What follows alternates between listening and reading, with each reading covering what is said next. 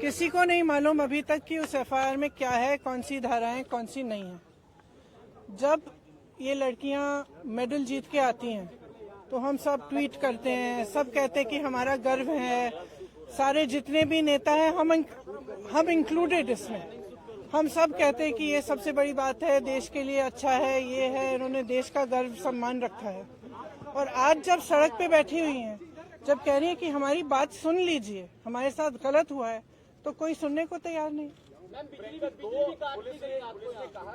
मैंने आपसे, आप बार बार यही कह रहे हैं, मैंने आपसे कहा ना, अगर एफआईआर दर्ज हुए हैं तो कम से कम इनको दिखाना चाहिए कि क्या है, कॉपी देनी चाहिए। मैं आपको पुलिस का स्टैंड बता रहा हूँ। पुलिस का ये कहना है कि 2 एफआईआर उन्होंने इंडिविजुअली दर्ज किए हैं। एक पॉस्को एक्ट, क्योंकि एक माइनर लड़की है, उसकी शिकायत पर पॉस्को एक्ट की धाराओं में, दूसरी जो है छेड़खानी के आरोप में, जो कि सीनियर महिला पहलवानों ने की है।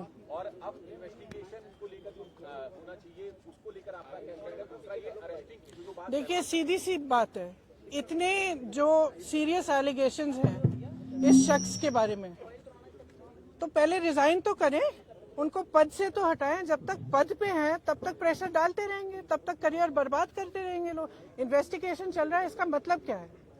मतलब क्या है? अगर वो आदमी उसी पद पे है जहां सबसे ज्यादा पावर है सबके ऊपर, सारे प्लेयर्स के ऊपर, इनके करियर को बर्बाद करने के लिए, इनको तंग करने के लिए, प्रेशराइज करने के लिए, तो फिर आप कैसे कह सकते हैं कि एफआईआर इन्वेस्टिगेशन? क्या मतलब है इसका? पहले रिजाइन करिए, उसको हटाएं पद से, उसका पावर तो लीजिए। जिस पावर, जिस सत्ता ने उसको इनेबल किया है कि वो ये सब करे, पर पहले वो तो हटाइए। ये भी कहना है कि रूलिंग पार्टी के सिटिंग एमपी हैं और इस वजह से भी कार्रवाई में देरी हुई है। आप देखिए, जो मैं सुन रही हूँ, जो मुझे बताया गया है, और मैं पूरी तरह से बिलीव करती हूँ, क्योंकि ये लड़कियां जो हैं इतनी मेहनत करती हैं, इतनी ट्रेनिंग के लिए, इतने शोषण इनको देखने पड़ते हैं, इतना करना पड़ता है एज इट इज, अपनी फैमिलीज के लिए, परिवार के लिए, देश के लिए, प्रदेश के लिए इतना कर रही हैं, तो कुछ कह रही हैं कि इनके साथ, और एक नहीं कह रही है, बहुत सारी ऐसी लड़कियां हैं जिनके साथ ये सब हुआ है। तो मैं समझना चाहती हूँ, एक्चुअली मैं समझना चाहती हूँ कि सरकार इनको बचा क्यों रही है।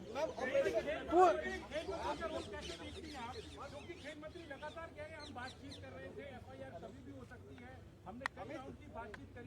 खेल मंत्री और खेल मंत्रालय के रोल को कैसे देखिए आप? उन्हें पहले करना क्या, और दूसरा प्रधानमंत्री के लिए क्या कहेंगे जो इन खिलाड़ियों से अपने घर पर तो मिलते, लेकिन एक हफ्ते से ये लोग घर से सब बैठे हैं, प्रधानमंत्री को लेकर के आपकी क्या उम्मीदें हैं और उस पर आप क्या कहेंगे? प्रधानमंत्री से मेरी कोई उम्मीद नहीं है, क्योंकि अगर प्रधानमंत्री जी को इतनी भी परवाह होती तो कम से कम बात तो करते, बुला तो लेते। फिर से जब आपने मेडल लेके आए तो आपने बुलाया ना, घर चाय पिलाई, तो बुलाइए, बात करिए। बच्चियां हैं, बच्चियां, हम सबकी बच्चियां हैं। और मतलब और क्या कह रही, ये कह रही है ना कि हमारी 2024 का इलेक्शन है। अब भगवान जाने, मैं आपसे पूछ रही हूँ कि भाई इस आदमी को बचाने के लिए इतना सारा क्यों किया जा रहा है, जब इतनी सारी लड़कियां जिन्होंने देश के लिए इतना किया है, अपने परिवारों के लिए किया है, प्रदेश के लिए किया है, देश के लिए किया है, और इतना मतलब पर्सनल संघर्ष है इनका, आप देख सकते हैं, इन्होंने इतना किया है और आप उसको बचा रहे हैं। भाई इनको बचाओ ना। हमारे देश के बारे में ये क्या कहता है अगर हम अपने बच्चियों को नहीं बचा सकते?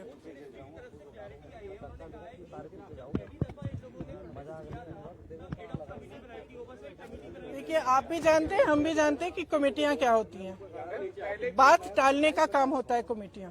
हम कमेटी बना रहे हैं, आप कमेटी के साथ बात कर लो आप, और फिर बात खत्म। यही चाहती है ना सरकार। क्यों? चाहे आप उत्तर प्रदेश के एक गांव में देखिए, चाहे कहीं पे भी देखिए, जब महिला का शोषण होता है तो सरकार मौन हो जाती है, चुप हो जाती है। उस बेचारी महिला को हर जगह जाकर एफआईआर दर्ज नहीं होता, एफआईआर दर्ज होता है तो उसकी कॉपी नहीं मिलती। ये कोई नई कहानी नहीं है, लेकिन इन लड़कियों में इतना दम है, इतना आत्मविश्वास है और इतनी करेज है, ब्रेवरी है कि ये लोग खड़े हैं और कह रहे हैं कि हम ये होने नहीं देंगे। तो पूरा देश, मैं आपको बता सकती हूँ कि प्रधानमंत्री जी पहचाने नहीं पहचाने, इनके मंत्री पहचाने नहीं पहचाने, इनकी सरकार पहचाने नहीं पहचाने, पूरा देश इनके साथ है, पूरा देश। और सिर्फ ये सरकार उस आदमी को बचाना चाहती है।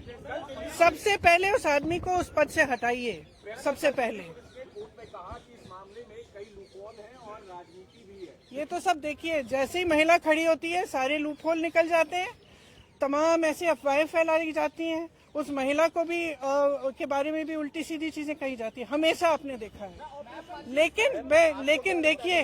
लेकिन देखिए ये संघर्ष करने वाली महिलाएं हैं, इन्होंने एज इट इज बहुत फेस किया हुआ है और ये फेस करेंगी, ये मुझे समझ में आ रहा है। आपने तो बहुत पूछ लिया। ऑपरेशन सी स्मैल में टाइम्स नाउ ने दिखाया कि अरविंद केजरीवाल ने अपने घर में 44 करोड़ उन्होंने खर्च किया सीपीटी के डिजाइन। देखिए आपको पॉलिटिसाइज करना है ये सब, नहीं तो मैं चली जाती हूँ, क्योंकि इसीलिए मैं, यही तो बात है। तो एक्शन तो तब होगा जब पब्लिक प्रेशर आएगा। फ्रैंकली आज ये स्थिति है कि पब्लिक इनके साथ है, पब्लिक प्रेशर डाले। मैं इस देश की हर एक महिला को, हर एक लड़की को कहना चाहती हूँ, ये लड़कियां अकेली खड़ी हैं यहाँ, आप इनके साथ खड़े हो और इनकी आवाज को आप बुलंद करो, क्योंकि जब तक आप खड़ी नहीं होंगी तब तक कोई एक्शन नहीं होगा। इस मामले को निपटने की कोशिश होगी, उसके बाद कुछ नहीं होगा। तो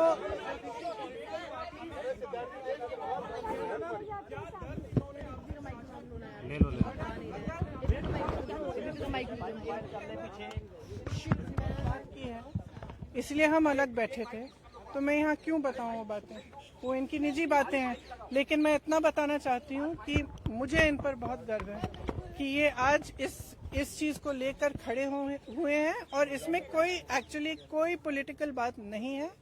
इसका राजनीतिकरण बिल्कुल नहीं होना चाहिए, और अगर होगा तो एक बहुत बड़ी शेम होगी और हम सबको इनके साथ खड़ा होना चाहिए। बस इतनी सी बात।